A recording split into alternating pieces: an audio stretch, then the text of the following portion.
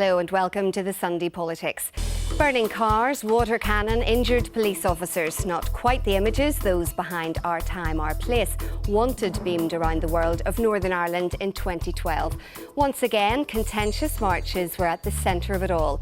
A decision by the Parades Commission to make the Orange Order walk past the flashpoint at Ardoyne shops earlier than usual was much criticised. They met the deadline, but unrest on the Republican side erupted into rioting. Yet again, the Parades Commission is in the eye of the storm. We'll hear from one of the commissioners shortly. Well, joining us in the studio, the Reverend Brian Kennaway, former Orange Order chaplain and current member of the Parades Commission. You're very welcome to the programme. Let's look at the deadline first of all. Whose idea was it to ask the Orange Order to come up past Ardoyne shops at 4 o'clock? Well, I thought the chair of the Parades Commission made that fairly clear in his interview, that this was the kind of issue that was being discussed in the round as to a way of resolving the conflict over Ardoyne. So that was part and parcel of the decision. But some people had said earlier, but was 4 o'clock not pushing it a bit, considering the reaction it got from the Orange Order? Well, I mean, they came back at 7 o'clock last year. We still had rioting and trouble then. So, I mean, we just got to keep looking at every possible opportunity. What did you think of it, though, given that you have been in the Orange Order and you know how the Belfast Parade works and the fact that they get to the field and want to have the religious ceremony and to get back up there, obviously, they had to get buses in the end? Well, it's fairly tight, yes, it was, but it worked. They did it. What was the atmosphere like around the table when you were discussing that? Was it a unanimous decision? Well, I'm not going to discuss what happens around the table. That's internal for us. But you're a public body and paid for by the taxpayer. Yes, but we discuss those things internally. We reach an accommodation and we issue a determination based on the kind of representation we receive. Were you surprised that the Orange Order did abide by the ruling? Well, no, I wasn't. I thought they would find some way of meeting it, as they generally do. But they don't always reach it. They don't always go by the determinations. Obviously, they have letters of protest and have... Yes, but they met the determination. Years of trouble in the past. Yes.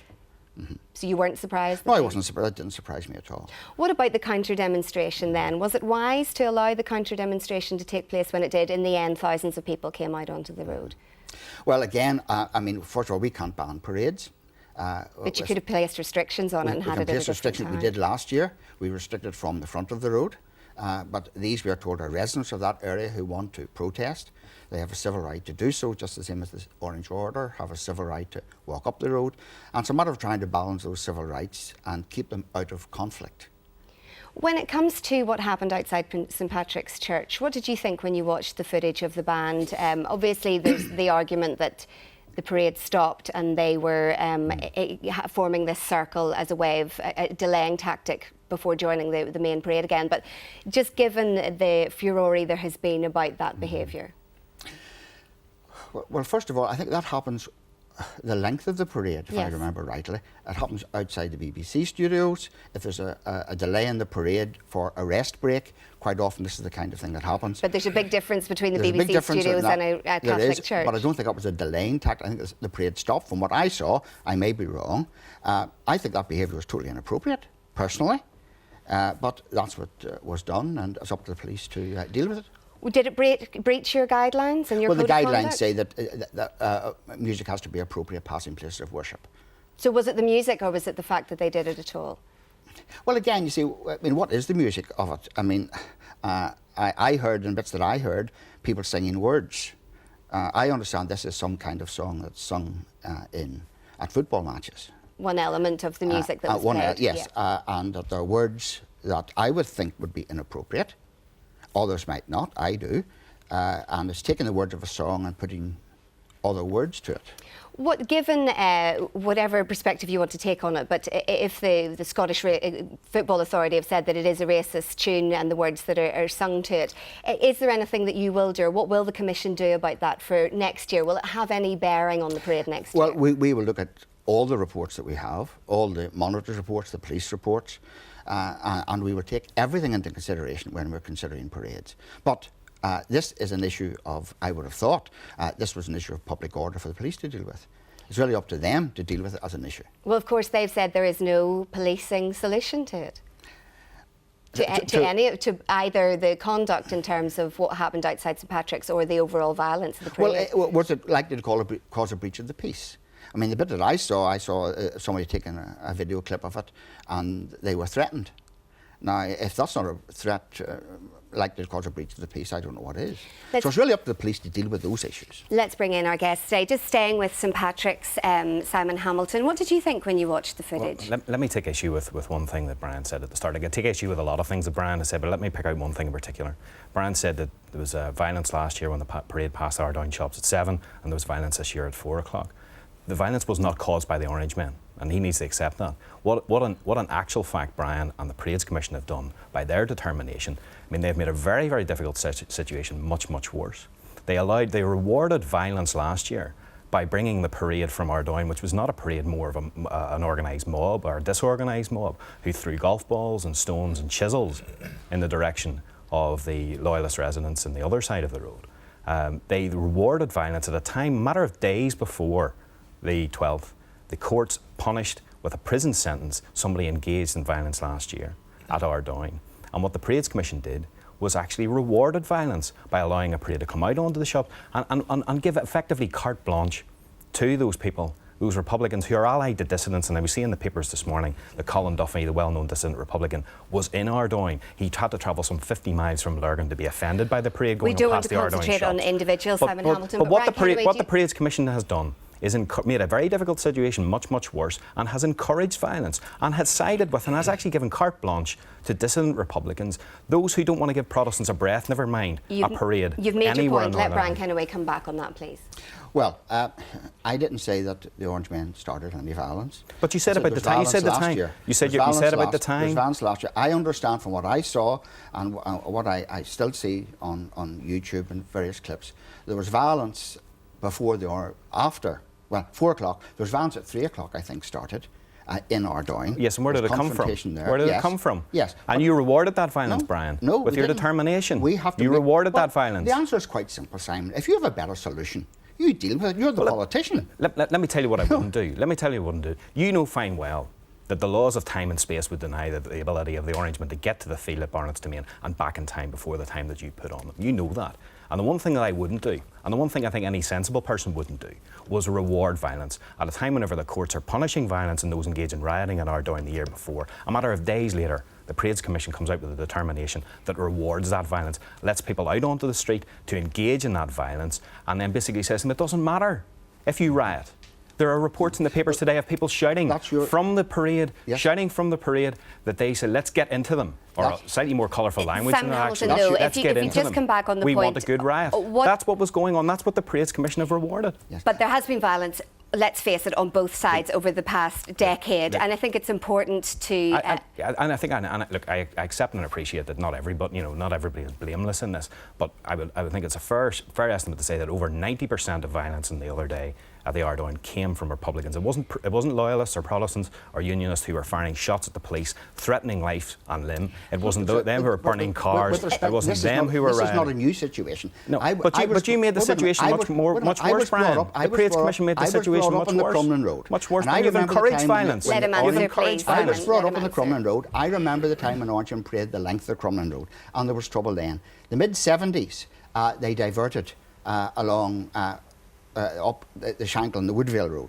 But until the mid-70s, the Orange Walk took place right at the length of the road, and there was trouble then. So there'd been trouble before the formation of the Parades Commission. But Mark Durkin, I'd like to bring Mark Durkin into the discussion. You're rewarding violence from last year with more violence. Mark Durkin, this shows how intractable the problem is, isn't it? Well, it is an intractable problem, but let's get things into perspective. First of all, the parades problem is a lot less now than it was before. That's partly thanks to the work of the Parades Commission, which has constantly been attacked and undermined by the DUP and others. But the fact is, the Parades Commission has, by and large, done a good job. Has it got every decision right? No. Nationalists disagree with many decisions, Unionists disagree with many decisions, but the fact is, it offers a regime where at least decisions and determinations can be made, and it doesn't fall to the police to carry out the impossible task, because then, if you go back to the point where you have the wires crossed between politics, policing and parades, then we have really, really difficult situations. But do the politicians need to do more, as everybody has been saying, everybody outside of politics has been saying since Thursday,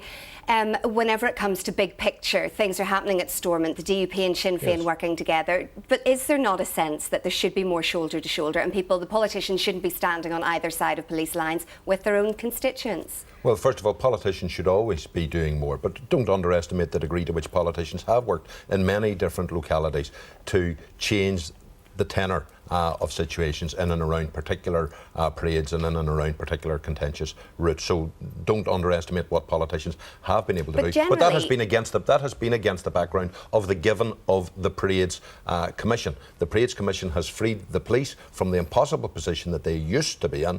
It has also created the situation where politicians can actually venture forward and be a bit more constructive and a bit more engaged. Now, there are some remaining localities where more is needed. But I would be careful about those people who are just turning around and just trying to dump this all on the politicians, because you then create a more highly charged political situation around those things.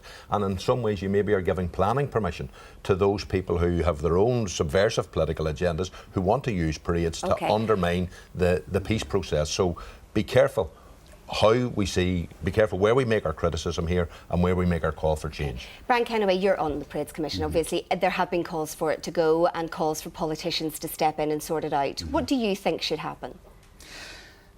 Well, I think we have to remember the Parades Commission only exists because politicians have been either unable or unwilling to deal with the situation. And what we are dealing with on the ground is really, whether we like it or not, the aftermath of the Belfast Agreement. Certain blocks are put in place at different levels, but that ground level, when it comes to July, the whole world seems to go mad. And parades take on a life of their own, and the whole issue over parades take on a life of their own, and politicians seem unable or unwilling to deal with it. But does what happened in Crumlin not show that local dialogue is the way forward? It's happened in Lower Ormo as well, it's happened in Rashark, and it's happened in various places across Northern Ireland, and Ardoyne seems to be the one place where local dialogue isn't working. Well, local dialogue's tried, as the Chair made it quite clear. We've spent about £100,000 on various, attempting various remedies of mediation. The most recent one with Lord Alderdice.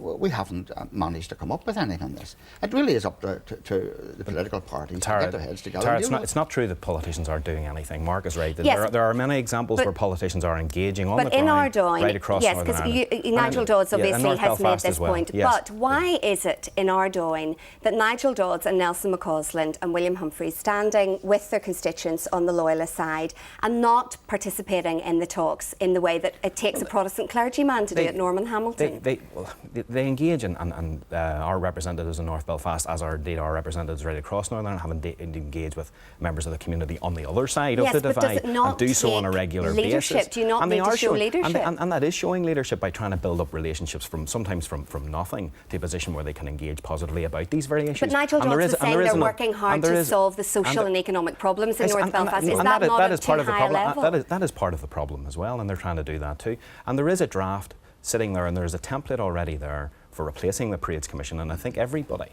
within the broad unionist family should be actually redoubling and re-engaging with doing away with the Parades Commission after these crazy decisions that they've made over the last number of days, which have actually made the situation much, much worse. But Mark Durkin, the parades bill that was tried and tested and then didn't even get to the final hurdle because of the Orange Order veto on it, if the Parades Commission doesn't work, what chance does any other body have? Well, first of all, the Parades Commission does actually work by and large, and it might actually work better if more people accepted it there, took it as a given and worked with it properly and showed leadership in encouraging the Orange Order and others to engage fully and properly with the Parades Commission. It's this thing of where politicians are trying to say, oh, we can get something better than the Parades Commission and we'll blame the Parades Commission. That's actually what's encouraging people. That in many ways is actually verbally rewarding violence, because it's saying to people, you create more disruption like that and it's going to create wider disorder in relation to parades. We could have far more problems reopening in far more locations if we simply get rid of the Parades Commission and if we create a so-called political answer, because that political answer